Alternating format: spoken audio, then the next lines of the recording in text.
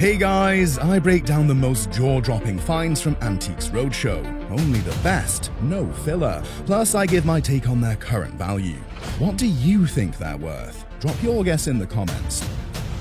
The item on display is the 1864 Union Officer's Presentation Dress Sword, which is not just a weapon, but a symbol of respect, leadership, and distinguished service. According to our guest, this sword has been in the family for generations, originally belonging to his great-great-great-granduncle, Colonel Greathouse, who fought in the Civil War. Colonel Lucian P. Greathouse was an officer in the Union Army during the Civil War, serving with the 48th Illinois Volunteer Infantry Regiment.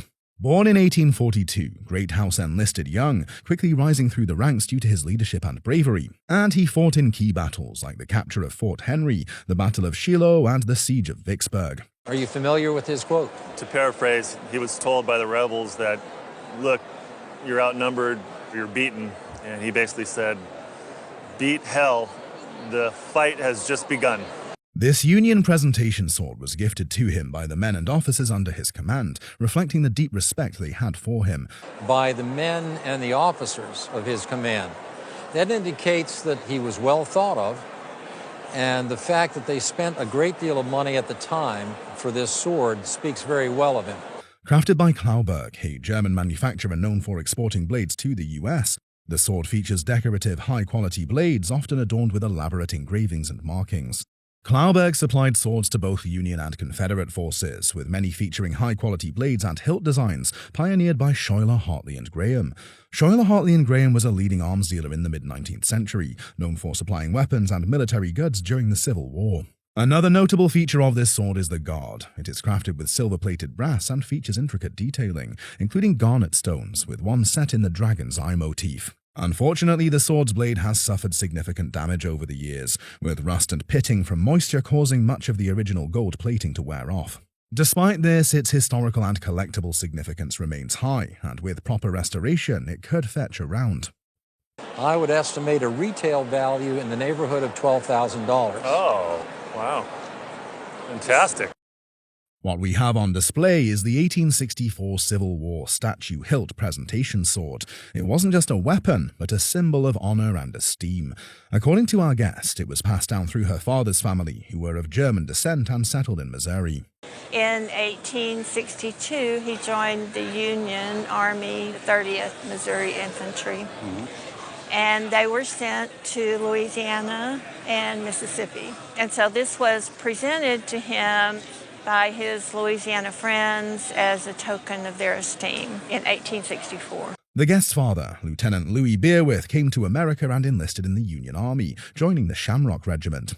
The name Shamrock reflects the strong Irish heritage of many of its soldiers, who were part of the large wave of Irish immigrants that arrived in the US before and during the war.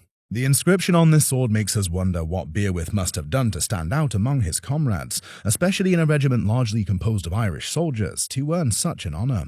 The presentation reads, presented to Lieutenant Louis Beerwith by his Louisiana friends as a token of their esteem, July of 1864. Referred to as a statue hilt due to its intricate sculptural design, this sword features one of the elaborate styles found in Civil War presentation swords. While the sword's hilt lacks the gemstones found in the most extravagant examples, the craftsmanship is exceptional.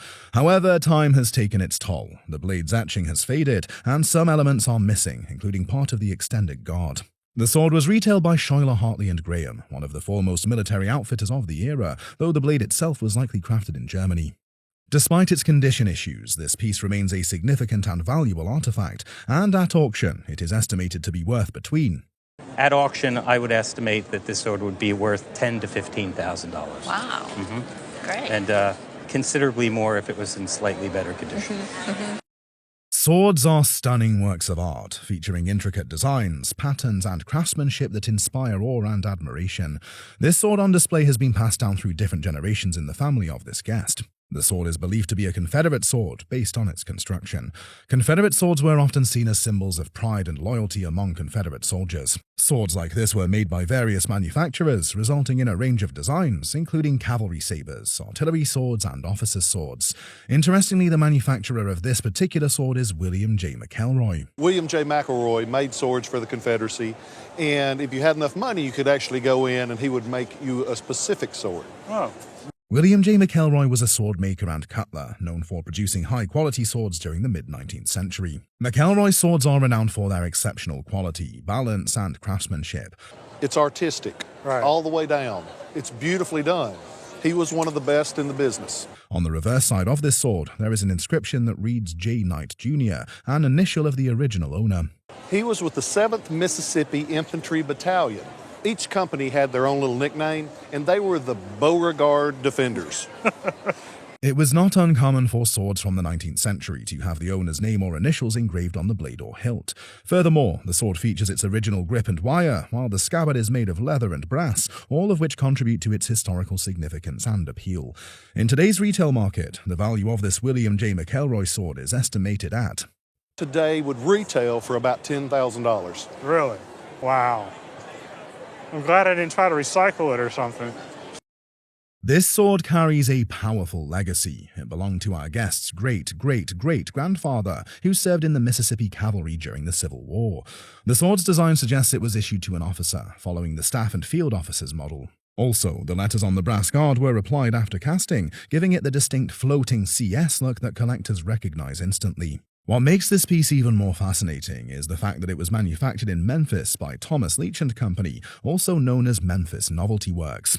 Thomas Leach & Company was a key Confederate arms manufacturer during the Civil War, known for producing high-quality swords, sabers, and military equipment for the Confederate states. Also known as the Memphis Novelty Works Company. Very famous company in Civil War collecting. At first glance, some might dismiss it as just an old rusted sword, due to the visible rust, missing wire-wrapped grip, and broken tip.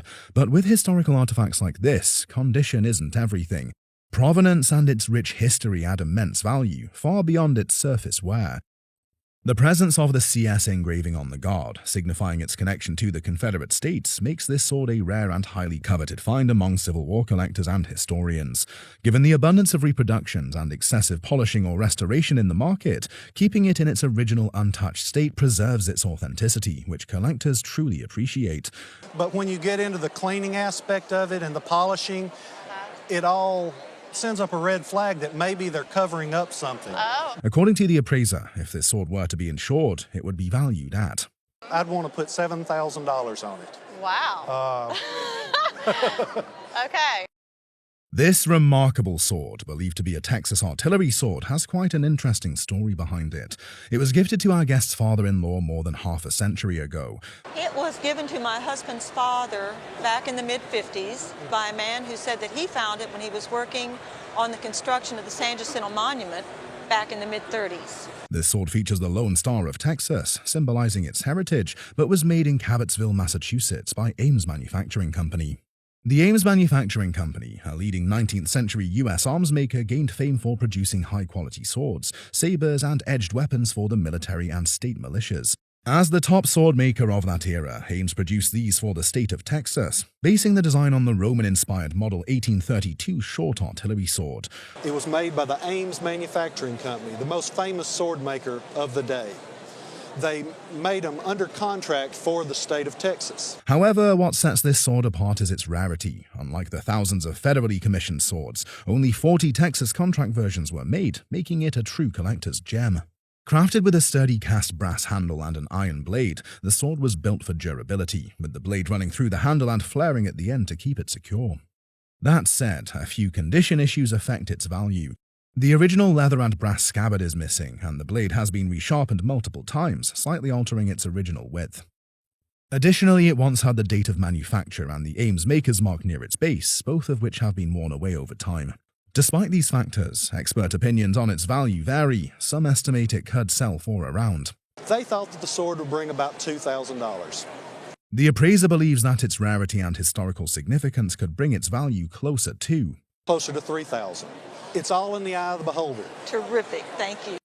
This 18th century Indian hunting sword was purchased by our guest's grandfather from an antique shop near Swindon, England in 1953. Around 1953 when he was stationed there for the Air Force. And that's about all I know. My grandma's had it ever since. What'd your grandmother say about it? She didn't say very much. She just asked me to take it to the show and see what you guys would say about it. However, this isn't just any old sword. It's a shamshir, a hunting weapon crafted in India. Primarily designed for hunting large game such as tigers, boars, and deer, the shamshir could also be used in battle. The hilt is adorned with kaftkari work, a technique in which gold is inlaid into iron to create intricate floral patterns. This piece features remarkable detailing, including a parrot-shaped pommel with a small goose's head above it, and a long Persian poem inscribed across the surface, including a rather lengthy inscription that's on there. And the inscription is a poem in Persian, but it's a beautifully made sword. The blade itself is made of Damascus steel, known for its distinctive grain, often referred to as watered steel. Despite its age, the sword remains a masterpiece of craftsmanship, making it a treasured heirloom passed down through generations.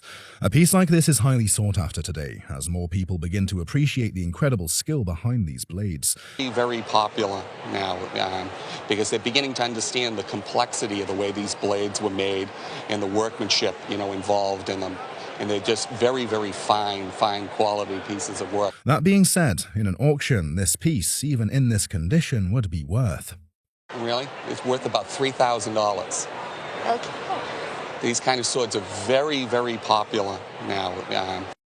Presentation swords have been a symbol of respect, gratitude, and achievement for centuries, bestowed upon individuals for their bravery, service, or accomplishments.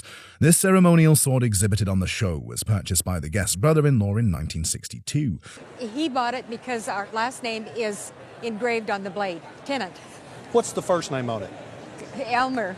Interestingly, this sword was used by the guest to cut her wedding cake many years ago. The sword represents the iconic Model 1860 sword, known as the Light Cavalry Saber. This model is a historic American cavalry sword designed for the U.S. Army's mounted units. It is designed to be lightweight, making it ideal for cavalry use.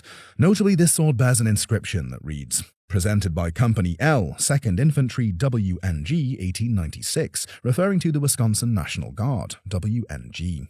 The WNG is a component of the U.S. National Guard, with a rich history dating back to 1839. The recipient of this sword was from Ashland, Wisconsin, who had previously founded the Ashland Rifles, and this sword was given to him in appreciation. Interestingly, the eagle on the sword was cast in brass, but an artisan later added detailed chasework by hand, enhancing its intricate features. The regular ones will have plain guards with cast eagles. It's nice and easy to cast a solid brass eagle. Furthermore, the handle is made of pewter, which has been silver washed to give it a luxurious appearance. In today's auction market, considering this sword's rich history, it would easily command a price of. It's probably worth somewhere between $2,000 and $3,000. Wonderful. That's great.